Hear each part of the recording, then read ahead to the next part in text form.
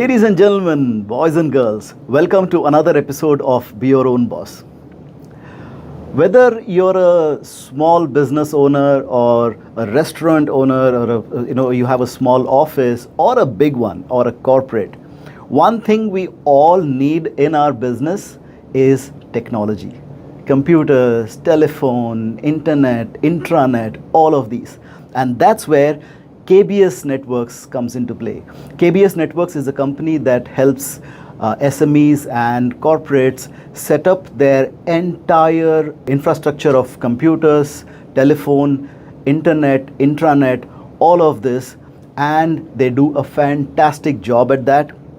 I've seen some reviews by customers who swear by their commitment and how good the service is. And we have with us Mr. Balmeet Sethi, the founder of KBS Networks, on this show today. Let's welcome him and let's hear about his story, his journey. Sethi Saab, welcome to the Be Your Own Boss podcast. A very good morning. Thank you very much, Sachin. You have given such a great opportunity. Very much, I'm thankful for it. So it's my pleasure that I've got the opportunity to interview you. So this is fantastic. I'm super excited about it. Let's start with your story, like we always do on the Be Your Own Boss podcast. Let's start with your story from the beginning. Tell us about your parents, your siblings. Where were you born? Tell us about your childhood memories. I was born in Bangalore, and my dad kept moving across India because he worked for a very big, large group in India, and he's an engineer and. Being in sales, moving across India. So 1 year, 2 years, 3 years, we used to get moved around, and I stayed in different parts of India. Stayed there for almost about 20 years. Then moved to UAE about 27 years, 28 years back. And I always wanted to be an entrepreneur. Okay, right from the beginning. Right from the day I could understand my senses. Okay. Said I want to be an entrepreneur. Okay. Do what? I don't know, but yes. You wanted to be your own boss and make an impact. But this is something that I've noticed. A lot of people who have wide range of knowledge and experience and this. I've seen kids who, like, as children, when you move and live in different places, that opens up your mind, opens up your perspective. Is that something like? Did you feel that you got an advantage by? If you take it in a way it's a force, and in a way it becomes an advantage. Right? You feel it's a disadvantage because you can't have permanent friendships. You can't understand a permanent culture. But then now you put me in any situation, you can adapt. Yeah. It becomes very easy because growing up, I can understand. It's like this, and it's very easy. You have to adapt to things. Yeah. And that adaptability helps you in your business also, right? It does. It does. And I noticed when we just walked into the studio, so the staff in the studio is from Kerala, and you spoke in Malayalam with him, and I was like, oh my God. Yes. So that was amazing. So is that because of your interaction here, or you learned? Yeah, well, it's in interaction thanks to Dubai. Been in Dubai for almost 26 years. So, spent most of my life in this part of the world. Okay. And so, by the way, what brought you to Dubai? My parents. And I'm thankful to it. So, the biggest gift one can ever have is the parents. And the blessings of parents is very important. And I'm thankful to the Almighty. They still are, my blessing. Awesome. And, awesome. It's amazing. Yeah. So you moved here with your family, and then were you still studying my at that dad, time? Yes, I had completed my 12th in India. Okay. And my dad got an opportunity in this part of the world. So he moved in, and a family moved in within a month. And it was quite sudden. It was never planned or never on charts or never on the, you could design it for. Yeah. I did my graduation here, did my BBA in this part of the world. Okay. In the year 98, where there were very few options in this part, but again, thanks to the Almighty, He gave me an opportunity. We did something. Yeah. And as I was completing my, I had a keen interest in computers since I was a kid. And the first time I saw a computer, it was in the year 1980s. Early 80s. And I told my parents, why don't we buy a computer? And my dad says, yeah, sure. And we found out at that time a computer costed almost about 3 lakh Indian rupees. Oh my Wow. God. And it was like, I don't think that's the right time to buy a computer. But that was a goal, that was a vision. I always wanted a computer. Yeah. So from 1980s, I had that vision that I need a computer. Wow. So you had the passion for computers. You wanted to be an entrepreneur, and now that's like both of it coming together, right? And So you've been, again, when your hobby becomes your livelihood, your passion for it becomes very different. yeah, yeah. Work is never work then. Work is never work. So for me, 2 o'clock in the morning, solving something, I don't look at a time to work. I tell my team, okay, you guys can carry on. But again, very thankful. I got a good team. We had ups and downs in life, and I started from scratch. So after completing my graduation, did my lot of computer certifications, Microsoft certification. Okay. Did a couple of other certifications as well in computers. The NCP and MCSE, CCNA. and CCNA, and Yeah. I did my courses in CCNA and did Okay. other courses as well. After my graduation, I decided to work somewhere. But unfortunately, there was no job available for me at that time. Okay. So, and again, my parents gave me a blessing and says, "Why don't you start?" And after struggling for about 6 months, I started my own company. Okay. Tell us about that. Like when you decided that you want to start your own company, I mean, after your graduation, right? You didn't... No prior experience, no yeah, nothing. Yeah. And how did you go about deciding what will be the services or products, what will you provide as the business, and who your customers will be? Did you work out those things? So Sachin, it's a very interesting aspect. At that time, there was no hand holding, or I would say channelizing the right aspects of things. So we had to go in the running waters, it was jump in the flow and you learn swimming. I did a lot of, so I knew exactly what I had studied. Okay, I did my networks, and I knew infrastructure, supporting infrastructure was something which I have to jump into.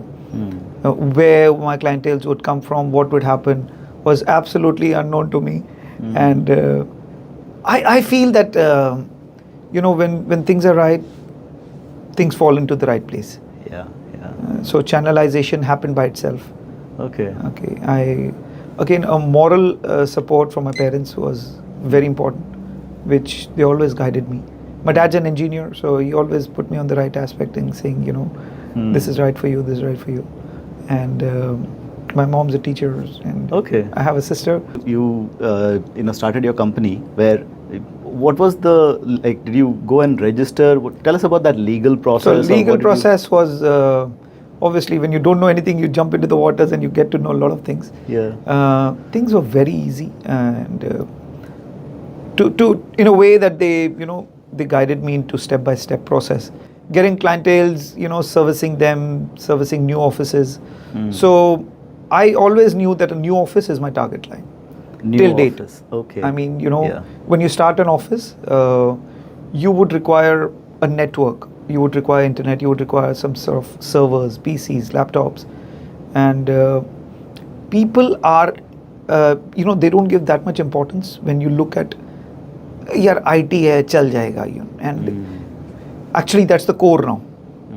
And that time also it was the core, and people knew that having a professional come into picture, work on it, would make much sense. Yeah, and people may not know about these things, right? Like if I'm setting up, let's say, a restaurant or a small office. Let's say I'm into, let's say, legal services or something. I know my business, but I don't know how this thing works, right? Like I don't know the technology side and everything. So people have to hire an expert to get all that network set up and everything. And so in your case, when you, let's say you get a client, they're setting up a new office, right? So do you have to also work with the building people and things like that? Because there is a lot of you need to do some wiring behind the walls and all those things involved in that, right? So we come into picture when the owner decides to start a company. So his vision, the moment he decides to put his vision on paper, we come into picture. Okay. Because how would you have your designing, what would you have on the infrastructure, what you want yourself to be covered. Today, cyber threats have become a great threat. And your security in terms of your networks, in terms of your data. So today everything is data. Yeah. Right? You have, let's say you got 3,000 contacts or 5,000 contacts in your mobile. Somebody can just take it away and misuse it. Keeping your data secured, keeping your mobile secured, keeping your devices secured, so that an unknown threat doesn't come in, you know, and take away things from you. So does hardware play a role in that, Yes, in securing? Yes, Okay. it does. Can you explain that? So with what sort of network do you have, with what sort of computers do you have, can play an important role. A very small example, if you have a server, okay, let it be on cloud, let it be on premises, a server gives you security over a folder. Who can access that folder with what rights? And if you keep it in a normal desktop and you share it, anybody and everybody has got an access to it. So just somebody comes in, clicks delete, and it's deleted forever. Yeah. I can share one example there. You know, one fine morning, somebody gave us a call, one of my clients, and he says, my tally is not opening. I said, okay. He says, can we see you urgently? He was a very old client of ours. So we rushed down to the site and I said, your computer has been formatted and it's deleted everything. And the company got a shock because how this thing can happen. They didn't have parameters to secure data. They didn't have parameters to say that, oh, we can be hacked, we can be deleted, we can, you know, we can go under that thing as well. They never thought about they were never, nobody anticipates. Yeah. Nobody anticipates all this. Yeah. You know, people think, oh, it's for others, it's not for us. It'll never happen to us. Yeah. I have been attacked a couple of times. My personal computer has been hacked. Really? It's a natural thing, you know. Yeah. But sometimes you can't prevent things to happen. You can always do processes so that the damage, what happens, doesn't impact you too much. So like if you take your backups regularly, if you have systems in place to take a backup, never mind, you know, these are natural things, like a fever, it'll happen to you. Yeah. But you know that your data is secured. You know that your stuff is not gone anywhere. Yeah, yeah. So in a situation like that, like where the tally wouldn't open and then you realize that the computer has been formatted and completely gone. So what was the So very honest answer, it took them a lot of time for them to accumulate data, get things organized, pull out data from somewhere down the line where backups were done way beyond, you know, time. And yeah. And that's a hassle, right? To connect hassle. Everything back to the current one. Putting pieces together in a jigsaw puzzle, it does take time. It does take time. Yeah. And these kind of attacks, network attacks, sometimes, I mean, your entire company's network is attacked, or sometimes it is like an individual, these are attacked. So you said that hardware plays a role in protecting oneself from, or your system from. So if you have your places, if you have your softwares updated, like if you have a proper antivirus, in corporates, if you have a firewall, if you have your backup strategy in place, a very small company also can go in for it. I mean, I'm not saying that you need to spend millions into it. A very small example, that if you take your backup regularly on a small piece of hard drive externally and keep it aside, I mean, come what may, 99% of the time your data is secured with you. Yeah. Unless and until an unforeseen thing happens. Yeah, yeah. And I have another technical question related to that now. Like back in the days, then, you know, when everything was mostly on-prem, so we would just take a backup of the things on the hard drive. But now with OneDrive coming into play, and so let me, just for the non-techie people, let me just explain that OneDrive is a cloud service, right, where your files that you have on your computer is stored on the cloud, so that whenever you want, you can access it, or your colleagues can access it, and there is multiple, like you can share files like SharePoint or now when the files are stored not on your computer anymore, it's stored on the cloud, and you can also save space on your computer and save it on the cloud. Does do I still need to take backup of the files then on a hard drive? Yes. Okay. Because so let's deep down a little bit. So OneDrive is a very open platform, and all cloud solutions, there's something known as a shared cloud and something known as a private cloud. Okay, and everything is cloud nowadays. So your emails, OneDrive, Google Drive, a couple of other solutions like that, and they do go on public clouds. You know, somebody accidentally can delete it, can misuse it. Okay, your account can get hacked, or you can have issues. Okay, as a security aspect of it, you need to take a backup of it. You need to take care of it, you know, in a way that it has its own security parameters.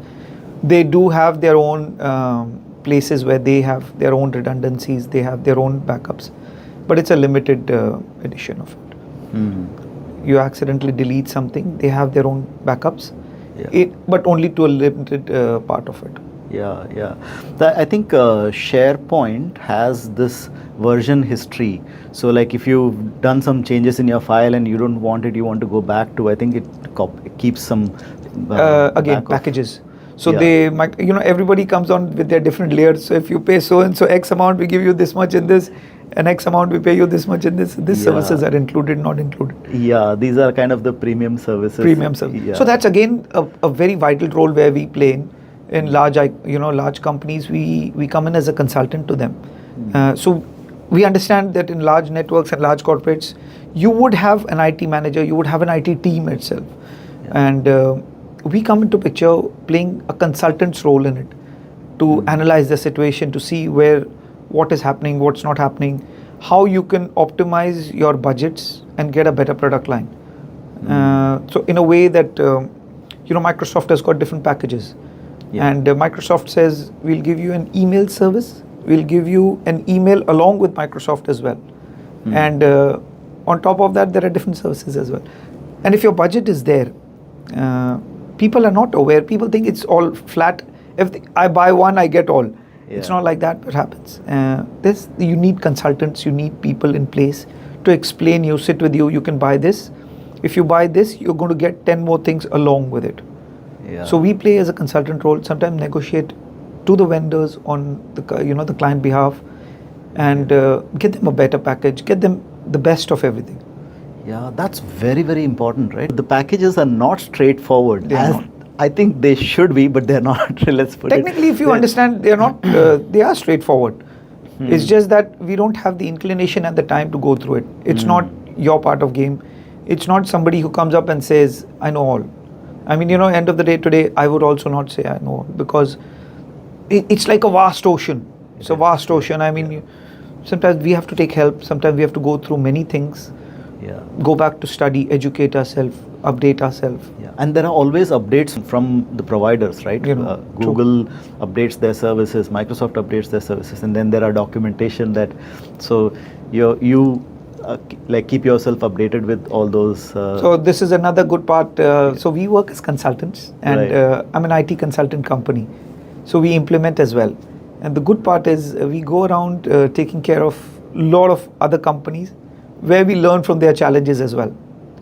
So what I've been growing up with is also implemented in my part of life, that we go to different companies, we see their work pattern. It could be small, it could be a 1 user company, could be 5 user company, could be 100 user company. The challenges what a 100 user company goes through is very different from a company which is going through as a 10 user company. They might not have the budget for it, but it's always gradual steps wherein you can walk towards it. So we know that when you reach up to a 20 user company, and if you're a 1 user company right now, what challenges you're going to face. But you can always roadmap it. You can put your points that when I reach this much, I need to do this. You can't just keep operating as you are. So when you plan for upgrade, or let's say you plan your roadmap towards your growth of the business, right? So as the business grows, you might have to grow your infrastructure. Does that include growing and expanding your hardware? And it does. So I will give you an example there. So let's say we used to cater to a company, and we still do. We grew up with them. So they were a 1 user company, and they're about 1,200 people. Wow. when you have a 1 user or 5 user company, so when I say 1 user, I mean they're very small in terms of 2 or 3 people, just the owners and the key people who work with it. All companies do start like that, end of the day.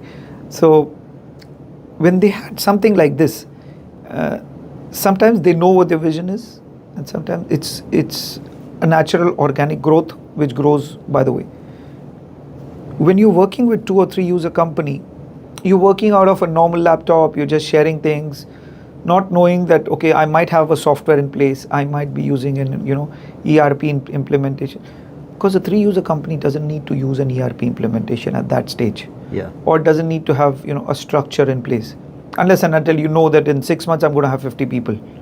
But that's a separate aspect. So coming from there, as you grow, you need to then have a server, then you need to have your network in place, you need to have firewalls in place, you need to have your proper documentation of your softwares, who's coming in, you need to have policies. Now let's say your employee leaves the company. Are you suddenly blocking him, not blocking him?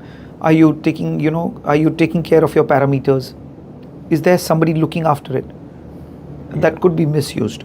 That could be taken in, the data could be walking out. A person leaving a company can still have an access to the old data. People are fine with it. I mean, as long as you think I've got nothing important in it. But if you feel that this is important, then do something about it. Usually, when you as a business, you may not want your internal data to be leaked outside, right? So once an employee leaves, how does as a business, how does one strike that balance between showing that, look, okay, this is a family, we trust our employees and all of that, versus not letting the employees take anything out from the data into their personal devices or something and copying customer data? So I would always say I believe in karma a lot. Well, if you do something wrong will happen. But if you do something right, there is somebody to protect you in all ways. And you can always take preventive measures to control your network, to control your things, to putting policies in place, so that if I know that if I have a new employee joining in, if I have somebody new coming in, I would say I have these accesses given to him by default. And I know till what level you can give. But you need to have that vision in place. You need to have that knowledge in place. That I need to make my own policies. I need to have somebody who can make policies for us. Who can sit, design, help us, guide us along the way. That's where consultants come into place. That's where we play. So we also, we take AMCs and so a company might not need a IT division by itself. They might just give away the entire IT part of it and say, okay, you guys handle it. And which we do.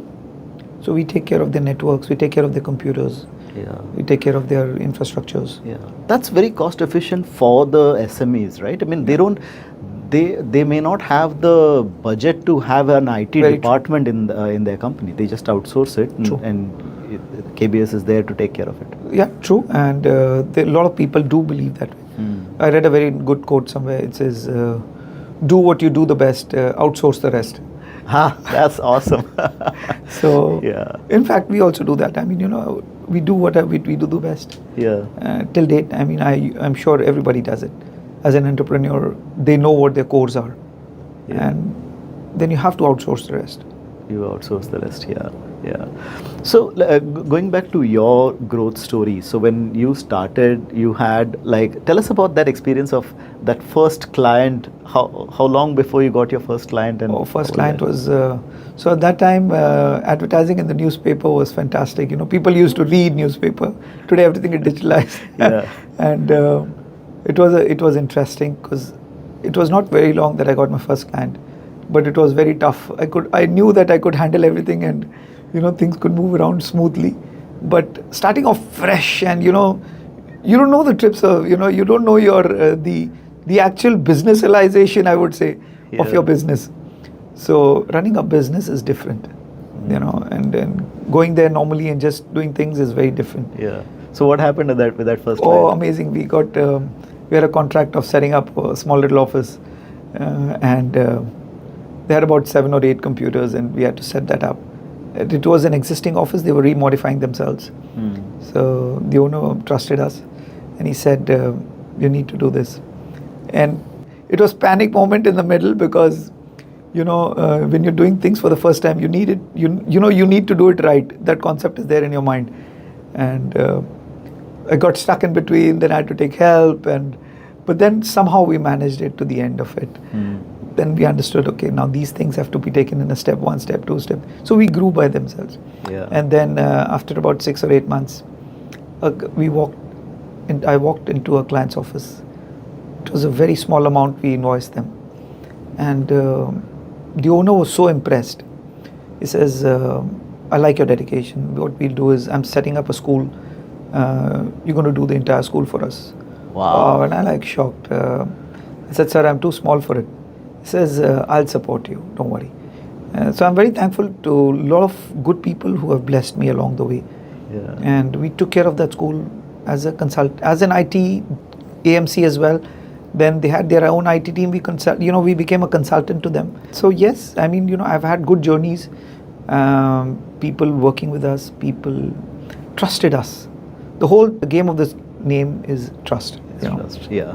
And then you have your clients referring to, referring. So you again, to it's how you feel is when you refer others, and this is a referral game. So you need to get your business through referrals. Yeah. You advertise. A lot of people do advertise. Even we advertise. Yeah. And sometimes to be there, and it does get us some benefits. And the whole thing is, when we're you're a doctor, so the trust you have in a doctor, you need to have it in a consultant, because it's all transparent out there. We see it from the angle of the owner. Yeah. And being an owner, I try to put not 100%, I put 200% of it. Does it ever happen that your clients interfere in the in your work? What are the most recent kind of challenges that people face with the advanced technology now?